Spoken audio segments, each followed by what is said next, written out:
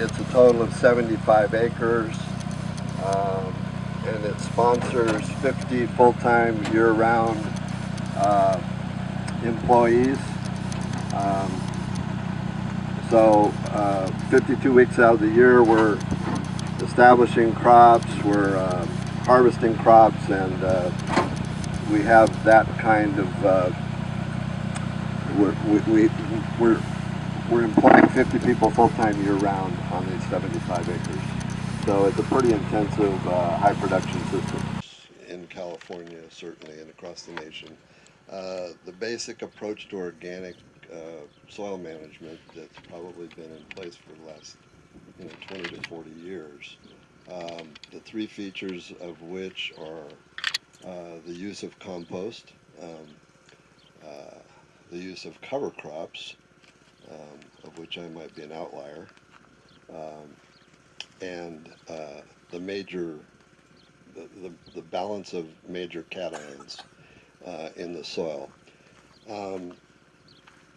Sir Albert Howard is probably the father of the use of compost in the West. He was sent to India to teach ignorant people how to farm by the British government, I don't know, the late 1800s, and he came back convinced that the use of compost in India was a great approach to fertility, which he passed on to J.I. Rodale, and he kind of disseminated that concept. The cation exchange balance was pretty much pioneered in the organic system by a gentleman named William Albrecht at the University of Missouri back in the 40s and 50s. I was fortunate to have an agronomist, Ralph Juergens, who had studied with the students of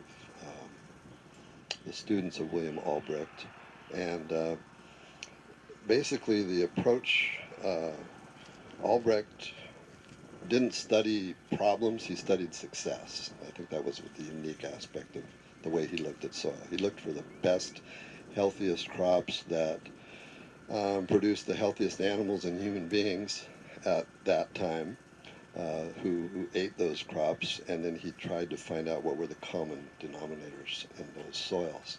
And his major finding was that calcium is king, and that calcium was extremely important.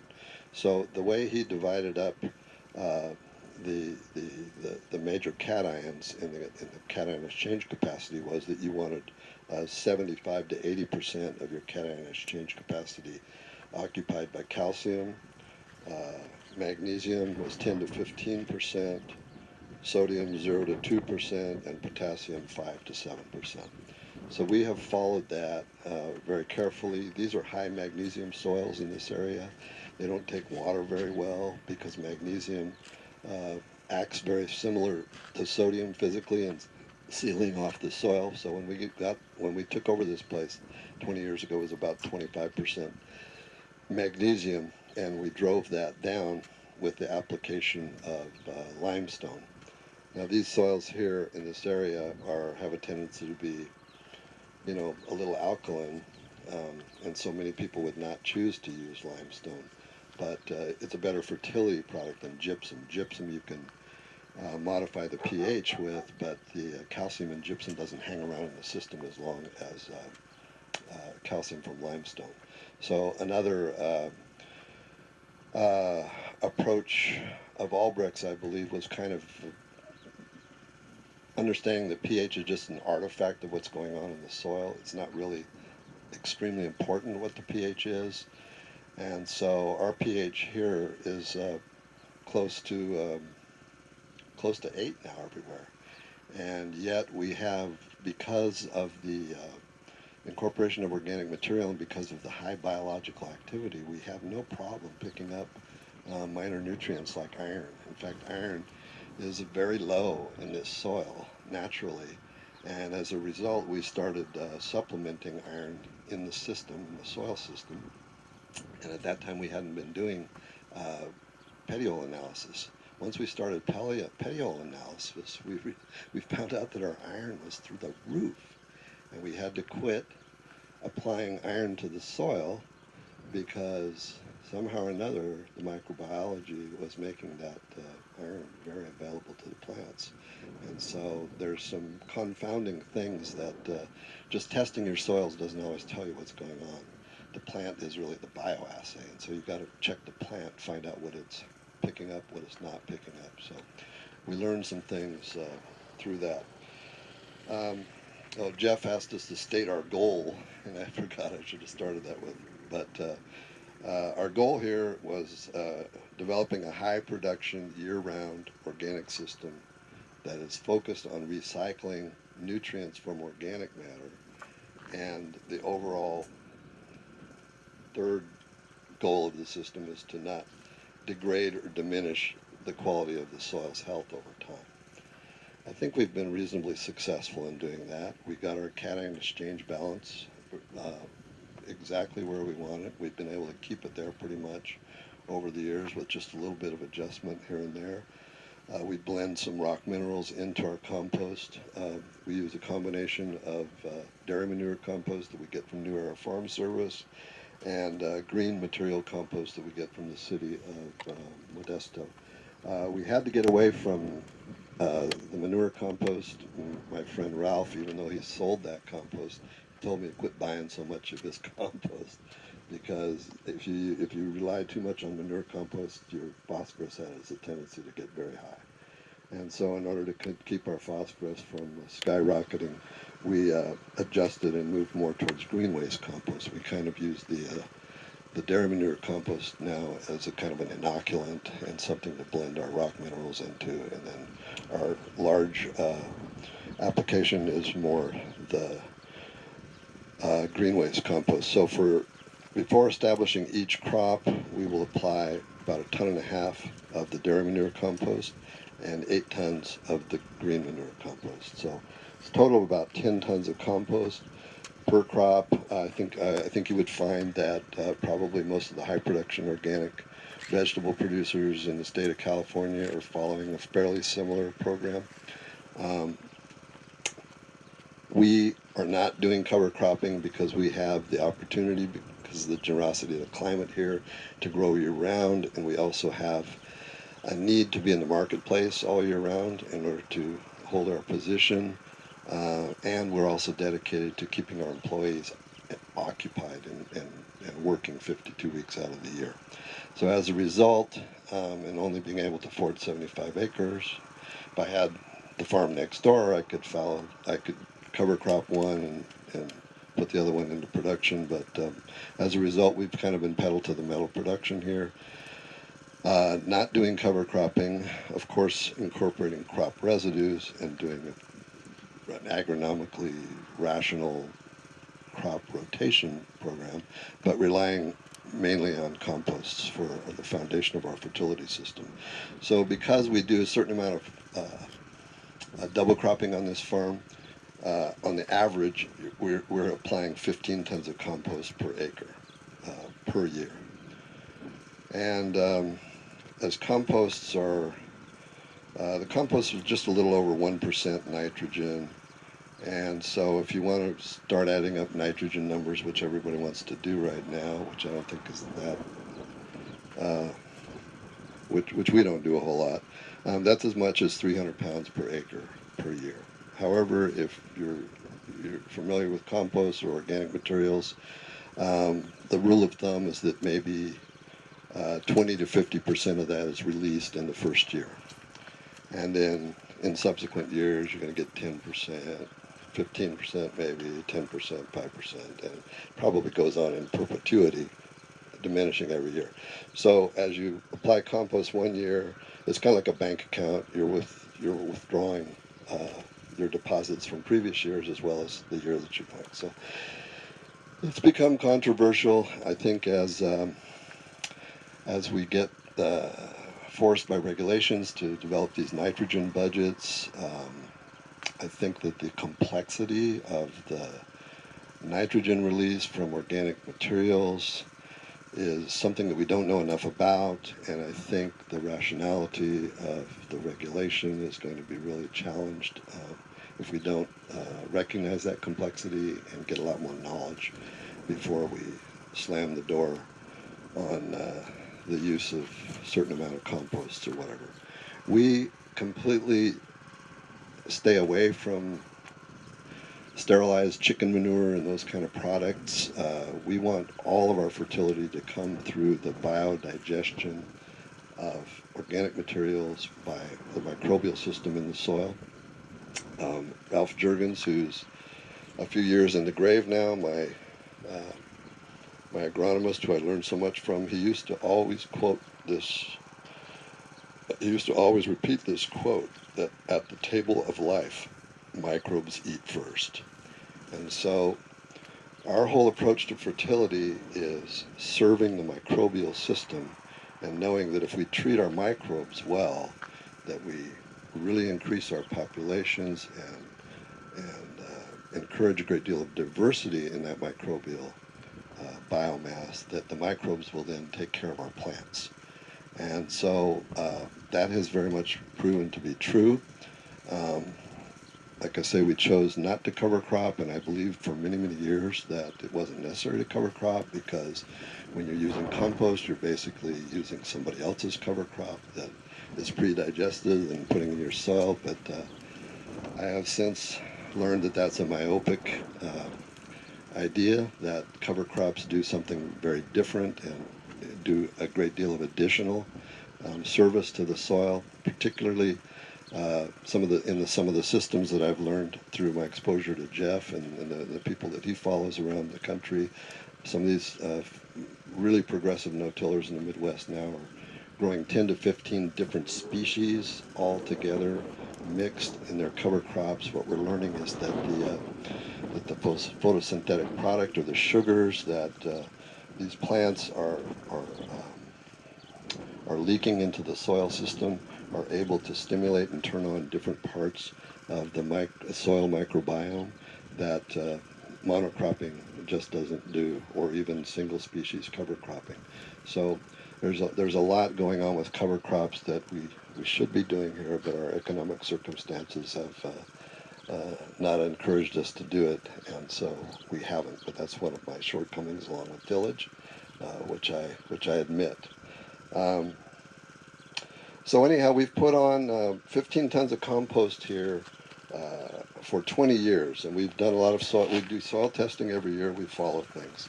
The way I figure it, we're putting on 0.25% of organic matter per year per acre foot of soil. Okay, so if you take 20 years and divide that by 4, that's 5. We've added 5% organic matter to the soil, and it started out about 1.5 to 2%, and I think that that's a little bit unusual for soil in this area. But as I mentioned before, this farm was in bankruptcy and had been fallowed for 4 years, hadn't been tilled for 4 years. From the digestion of organic material by microbes is a slow release process. Determinate plants that set a monster crop and want all this nutrition on the same day for the entire crop, they don't work so well in organic systems unless you go for the sterilized chicken manure. You can goose it up, yeah. But we choose not to do that, so we grow indeterminates, which have a slower demand on the plant nutrient uptake over a longer period of time. So I guess what I'm saying as a result of that is that we have some of these crops in the ground for 6-7 months. And once we set these beds up and put the plastic mulch on them, they're basically no-till. They're no-till for that period of time. And you get some fantastic results from that. Jeff and I were ripping open this plastic yesterday. It's not of any value behind us, because these haven't been in the ground long enough. But you take one of these tomatoes when it's been in the ground 4 or 5 months, and you split open that plastic, you're going to see feeder roots all over the surface of the soil.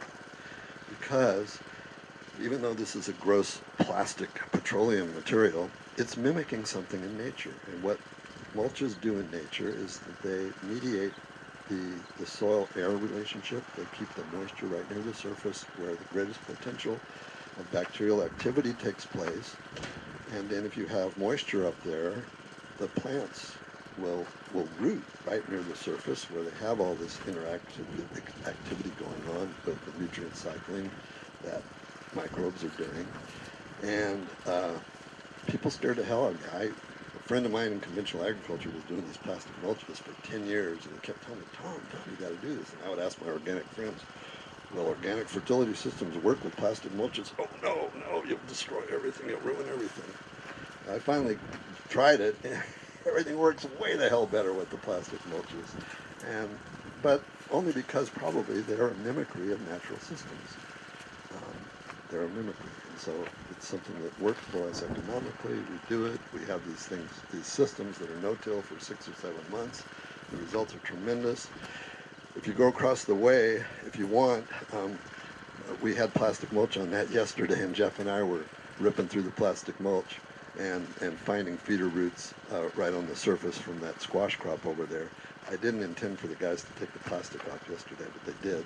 But you're welcome to go in there and sort through the very surface of that soil, and you will see some pretty nice, pretty decent feeder roots from that squash crop.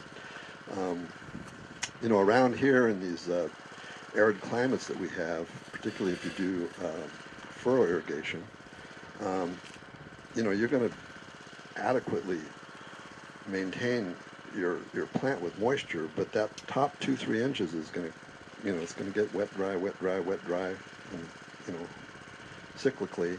And every time it gets dry, those microbes are not operating because life requires water. And that's the optimum. So the other focus is on soil-water relationships. So you have to have good agronomic practices. That's one of the reasons we really like drip irrigation. We like to set things up and leave them for a long period of time because we can get oxygenation is extremely important because most of the microbes that we want that are able to do the things that we want for our plants, they're aerobic, they're not anaerobic. They love oxygen. So you have to have your soil open and loose, unfortunately, because we forgot how to farm in wet years, which we actually had this year for the first time in 4 or 5. Some of this soil was worked wetter than we would have liked to have done it, and so some of this stuff behind me is not looking as beautiful as I like. As we go out, you'll go farther down the field. All that stuff was established later and later, and you'll see that some of the crops are a little better that way. But your moisture, your adequate irrigation, not over irrigation. You can drive oxygen out of the soil from over irrigation too, which is really a significant problem. You can do it by the way you till and the way you set up a system, but if you allow the microbes to build their own environment and you don't disturb it, that is the optimum situation because they're actually trying to do an architecture in that soil that is totally amazing. And if we could see it with our eyes, we would see how gorgeous and beautiful it is. They're creating their own cities. But we're going in there every few months and destroying it with our tractors and our tillage, and then we're saying, well, please, just put it back together again so I can grow this crop. And they do it because they're tolerant of our species. But it's not the best way to go about things. Probably gone on too long, Jeff. You want to do something? Any more questions?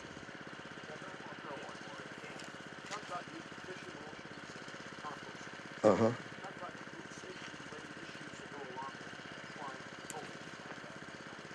We're not planting fish. Yeah, we are planting fish emulsion as foliars, yeah. And the compost teas are not manure-derived teas. They're derived from green material compost, but it's a controversial area. It really is. Yeah, there's a lot of controversy about it and argument about it. And regulation.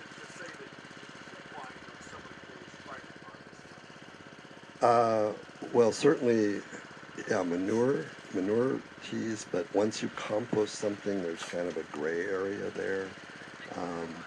And of course, the products that we purchase, all of our fertility element inputs we're purchasing from New Era Farm System, they have all of those tested for E. coli, salmonella, all that stuff before they sell them. So, testing your products is important. Certainly for anything you're going to put on forward. No, we don't make those things ourselves. We buy them from professional organizations that know how to make them, and they have them microbiologically tested for human pathogens and make sure they're not there. You know, we're all whacked out about food safety, and probably a little more whacked out than we should be, because when you think about it, we got 300 million people in this country, and they all eat 3 squares a day. You know, everybody's chomping down on 1 billion meals a day in this country.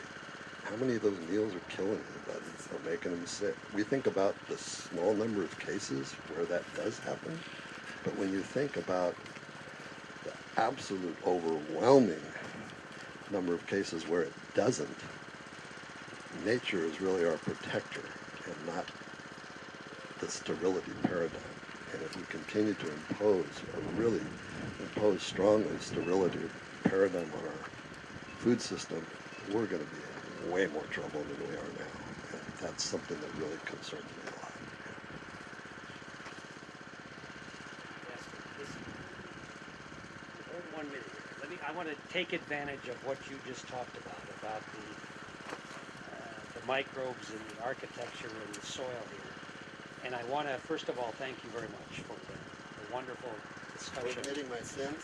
No, this is, I can tell that this has had a tremendous value here for people.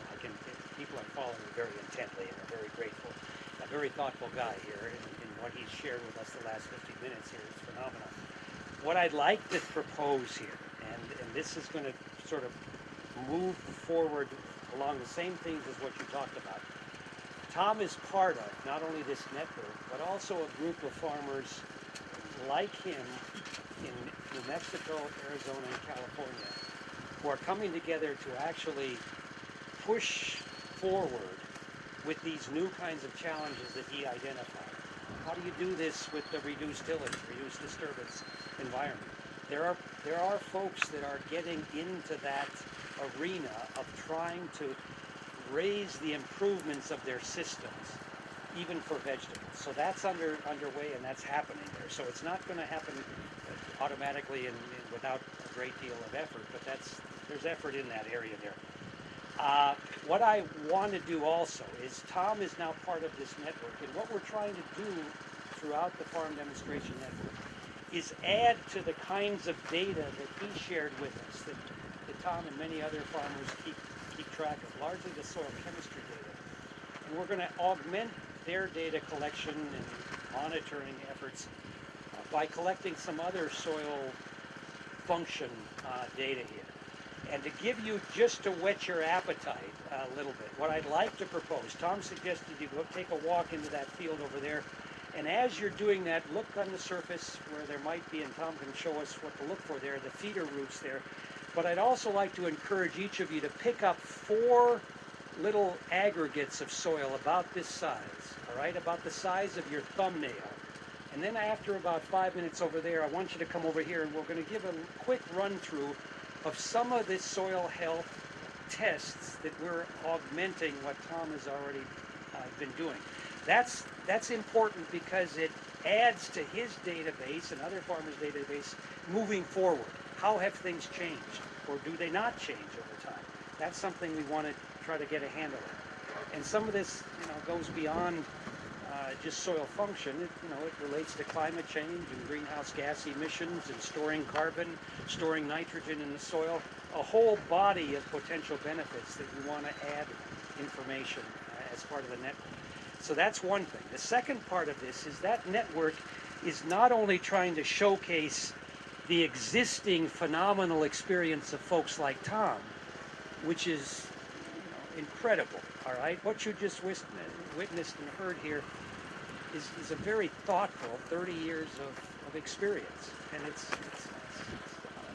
very important here. But it's over here is to encourage a next wave of activity in demonstration evaluations on the farm scale there. So that will be enabling more and more farmer-to-farmer exchange there, but somebody's got to step up for that. And again, it's a shame that we don't have more farmers here who would be interested in that next tier of effort here to carry on some of the challenges that Tom's identified. So what I'd like you to do, again, there are waters here. Tom's going to walk with us over there. Could you each pick up 4 clods just about this size and look at the roots there? There are drinks there, and then there's donut stuff there if you'd like, and then meet me over here in 5 minutes at the table, okay? You walk us over.